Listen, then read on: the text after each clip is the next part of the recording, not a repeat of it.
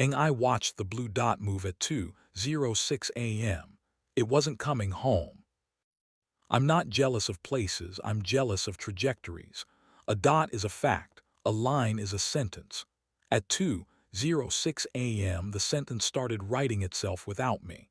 I woke because the air had the wrong posture and because my brain likes to check whether reality's still strapped in. I tapped my phone and it did what phones do, put something between me and the room. Find My, which is a terrible name for an app that lets you lose your arguments. Sam's phone, the blue dot with his name on it, wasn't still, wasn't home, wasn't asleep in our pile of decisions. It was gliding along the avenue like a skater who didn't need permission. Battery 10%. Last seen near. And then the kind of ellipsis that pretends to help. I zoomed in until the pixel world admitted sidewalks. The dot paused at a light I hate because it always changes its mind, then angled left onto a side street with 3 lampposts and a bar that believes it's a priest. The blue dot slowed near a door I know only from taxis and rain. The dot blinked, dimmed, went gray. No location available. Sam had said at 11:53, studio late, don't wait up. I often don't. I have learned that nothing good ever happens to sentences that begin with at 2 a.m., and everything else is a story you have to pay off with sleep. I put the phone face down, which is the universal posture of cowards and people who want to be brave later, and stared at the dark until it stared back. I did not go out. I did not become a detective in socks. I boiled water, which is my version of prayer, and waited for the kettle to get to the part where it believes in steam. At 3:12, keys in the lock, the soft click of someone trying to wake a kinder version of you. Sam edged in with the posture of a man who had asked a city for a favor and gotten change. He kissed air beside my cheek, our administrative kiss, and said, "We lost track of time." I said, "We," because sometimes you have to keep the grammar civil. At 7:05, the kettle did its small miracle of consistency. I poured 2 mugs and left the phone on the table with the map still open, like a newspaper from a parallel morning. Sam padded in wearing the hoodie that makes him look like an apology that learned to stand. He reached for his mug. I turned the screen toward him. The gray text under his name, "No location available," looked like a politician being coy. "The app decided to be dramatic," I said. "At 2:06 you were a sentence." He looked, then looked at me, then looked at the window as if the light kept records. "Lucas," he said. "The new mix room. We stepped out for air and then stepped into a bar because the air had a loud opinion. The phone died. I didn't die, I swear." "Do I need to be comforted by a battery?" I asked. I tried to make it a real question and not a performance. He drank coffee like it could remove timestamps from a tongue. "Let's talk later," he said, and later is an invitation people issue to disasters. I texted Matt at lunch because everyone needs one friend who treats your panic like a complicated knot and not a judgeable outfit. "I watched the dot move," I wrote. "It didn't move toward me." He sent the time, 12:40, and 3 words he's made a lifestyle. One question only. At the north side, he listened like a mechanic hunting a rattle. I laid out the facts as if facts could be paperweights. "What you know," he said, "is a dot went on a walk. What you want is to stay a person, not a parole officer. Ask why or who, not both. If you ask both, you're letting the night do the writing." This is his awful gift. He's always right in a way that doesn't feel like winning. At home, I wrote on the fridge like it was a treaty. Under the orange magnet where we keep our rules, I added, "What happens out there passes through this table first." Sam came in with his studio bag like a borrowed dog and put his palms flat like our therapist taught us. People think therapy is a couch and tears. Ours is mostly chairs and verbs. "Which question do you want me to answer?" he asked. Why were you a line at 206? I said. He stared at the place where the wall always needs painting and said, because the part wasn't coming.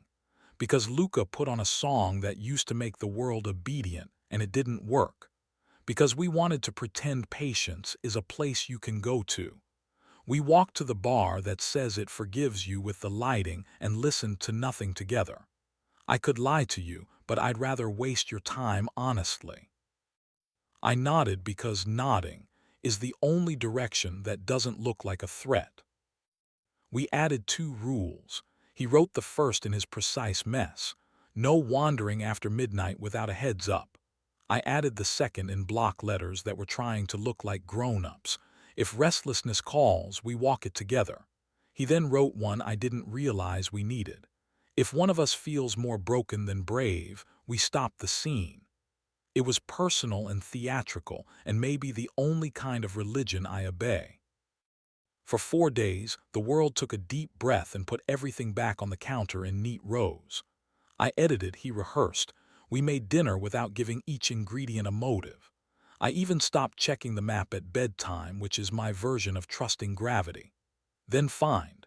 My coughed at 11:47 with the politeness of a librarian handing you a book you didn't ask for. This device was seen near, and it named the flower shop we never go to because it thinks mauve is a personality. I stared until the sentence looked like a warning label. You don't like mauve, I told the kettle. In the morning, he said the shop looked open when nothing else did. He said a late bouquet sometimes corrects for terrible math. He said the flowers weren't for anyone I needed to track. I believed half of it. I believed enough. Belief isn't a light switch in my house. It's a dimmer with a squeak. I went to the florist anyway. Something that survives weather, I said, which is the most honest thing I've told a stranger in months. She made a bouquet that looked like a decision you could carry. At the register, she asked if I was Claire. I was, she apologized. We've had so many orders this week for a Sam, she said, smiling like this was proof of life. Late pickup 2 times, lovely boy. On the walk home, I told myself it was data.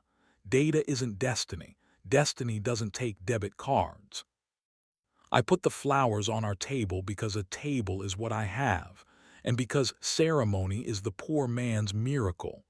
Sam looked at them like they might confess. They smell like picking something, he said, which is sometimes how he says sorry. I didn't mention the florist's memory. I asked the one question Matt would allow. Who is Manon, actually? He rubbed his eyes like some sand had thought it was invited. Like sister. Loud and fragile in the way that makes you think the volume is the armor. We walked. We didn't kiss. I bought mediocrity something beautiful and then I came home. Which, as alibis go, is almost heroic. The dot behaved for 6 days. And then Tuesday did what Tuesdays do. It offered an exam without studying. Sam's AirTag is moving with you, my phone told me at 10:58. Our car was a dot now, heading for the only hotel in our neighborhood that pretends it isn't one. I called. He said it was Luca's, some equipment, a transport, one of those words people use when something true needs to sound like work. Do you want me to be angry now or later? I asked. Later, he said, which is fair if you honor the appointment. We honored it by moving a chair. This is the whole of our therapist's toolkit. If the conversation burns, move a chair between you. Your body believes what your mouth whoa. Sam sat, looked at me over the empty space and said, I let the city tell me what was urgent. It was. I'm trying to learn the difference. Sometimes you don't need the person you love to be better. You just need them to stop practicing being worse. He got invited to a residency in the mountains, the kind of week where light pretends it matters and artists pretend they don't. He forwarded the email with every attachment like courage in PDF. I want to go without evaporating, he wrote. I will send pages, not alibis. Ask me what I wrote before you ask me what I did. I said yes, and we taped 2 short statements to the fridge. Addresses in the open. A good night here voice note every day, even if it's weather. He sent a lot of weather. Today the room forgave me. Today the room didn't. Today I don't know anything and I'm here. I sent back still lifes.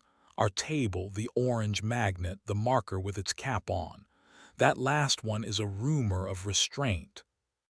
At 12:41 on a Wednesday, the little microphone appeared next to his name. Recording. No message arrived.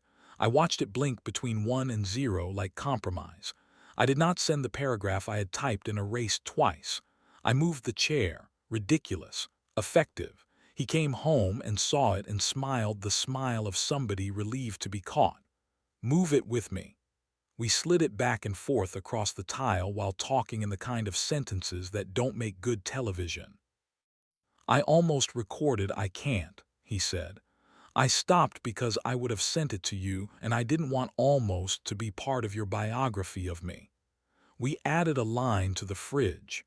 If an I can't is going to exist, it deserves both of us in the room. He returned from the mountains with an expression that belonged to someone whose face had remembered its instructions. We made pasta that stuck to itself and to us. He put 2 pages of words on the table and watched them like a new parent in a nursery window, skeptical and protective. They're not good, he said. They're mine, I said, and we decided that was a kind of goodness. This should be the part where the dot stops moving. It doesn't. Some mornings I still put my hand into an old jacket and find a folded thing that tells me a story I'm not required to keep reading. Some nights I see the mic blink again, pretend not to understand why, and take the chair for a walk in the kitchen. We added one more line to the rules, one Sam wrote without asking. If you record with me. I don't know if that's wisdom or hygiene. Either way, it clears the air. Last night, because the brain is a teenager who likes dares, I opened the first receipt again. I let the word satin do its little trick, then closed it because nostalgia is a room with no oxygen.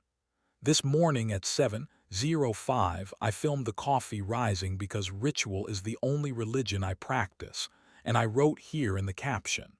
Sam reached into the frame and pressed his palm to mine without touching it, a lid that doesn't claim to seal. Here, he said. If a night ever offers me another kind of proof, a dot crawling across a map, a receipt practicing its honesty, a voice that learned the wrong door, I hope I remember the handful of hard, simple things. Put water on, move the chair, ask why before who. Then wait for the key in the lock like it's a sound you can tune the world to. Everything else. Bars that forgive on cue, apps that speak too loudly, laughter that practiced off stage, can stay where it belongs, background. If we're any good at this, we'll keep being the address. I